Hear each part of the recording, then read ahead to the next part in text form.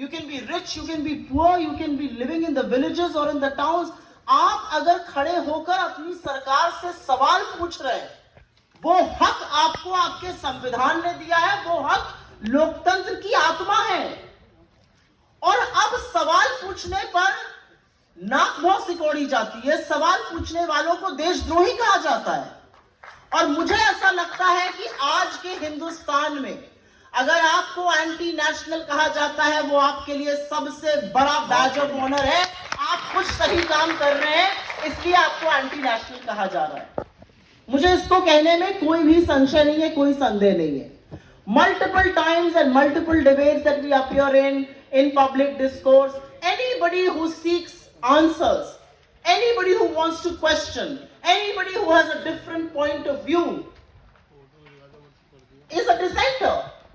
And I think it's the cornerstone of democracy. अगर democracy में, अगर लोकतंत्र में हम सब एक जैसा सोचेंगे, एक जैसे दिखेंगे, एक जैसा पहनेंगे, एक जैसा बोलेंगे, then we are no longer a democracy. But हुक्मरानों को अच्छा लगे या ना लगे, हम लोकतंत्र हैं, and we will fight our right to speak to our last breath, because if we don't speak, we might as well not be here. It is as simple as that. तो मैंने बार बार अपने आप से सवाल पूछा, डिसेंट क्या है? मेरे लिए डिसेंट हिंदुस्तान में लोकतंत्र को जीवित रखने का एकमात्र तरीका है। And what are we questioning? What is the brouhaha about? Who is dissenting? Students are dissenting. Activists are dissenting, women dissent, people dissent against policies, and that's what we are meant to do. तो dissent से डर किसको लगता है? सवाल ये भी है, dissent से डर किसको लगता है? आप सवाल पूछते हैं, आप पाकिस्तान चले जाइए, क्यों चले जाए? हिंदुस्तान के हैं, हिंदुस्तान में रहते हैं, हिंदुस्तान हमारी आत्मा है, हमारे दिल में धड़कता है, इसलिए dissent करेंगे, आपसे सवाल पूछेंगे।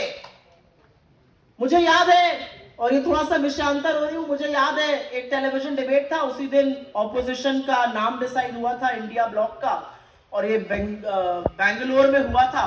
एक टीवी शो पर थी, भाजपा के प्रवक्ता ने सामने से कुछ इंडिया पे कहा। मैंने कहा आपको इंडिया से दिक्कत है?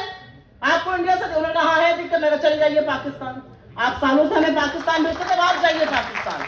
सो डिसेंट करना जरूरी है। अगर हम अपनी सरकार से सवाल नहीं पूछेंगे, अगर हम अपनी सरकार से पॉलिसीज पर चर्चा करने की मांग नहीं करेंगे, अगर हम अपनी सरकार से if we don't seek answers, if we don't seek details of what is happening, what are we doing? I mean, the recent example that comes to my mind, hats off to the Indian Armed Forces. We taught Pakistan a lesson, we gave them a bloody nose. But we are not Pakistan, we are India, and which is why we will ask questions.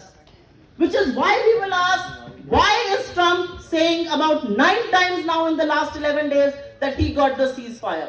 हम पूछेंगे कि बार बार वो कह रहे हैं, बार बार वो Apple को मना कर रहे हैं, आप चुप क्यों हैं? और अगर हम ये नहीं पूछेंगे, then we might as well be dead. So dissent करना जरूरी है, dissent बोलना जरूरी है। और मुझे लगता है dissent से डिबेट होता है, dissent से पॉइंट ऑफ व्यू आता है, dissent से अकाउंटेबिलिटी, जवाबदेही कैसे तय होगी सरकार की?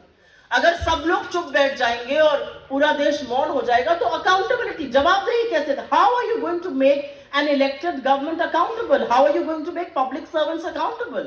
And to me, the Constitution has given us the right, the freedom of speech, the freedom of expression, to ask questions, to seek answers, to seek accountability, and we must not at any cost compromise with this. And who are the dissenters? मैंने पहले सोचा एक list बना के एक present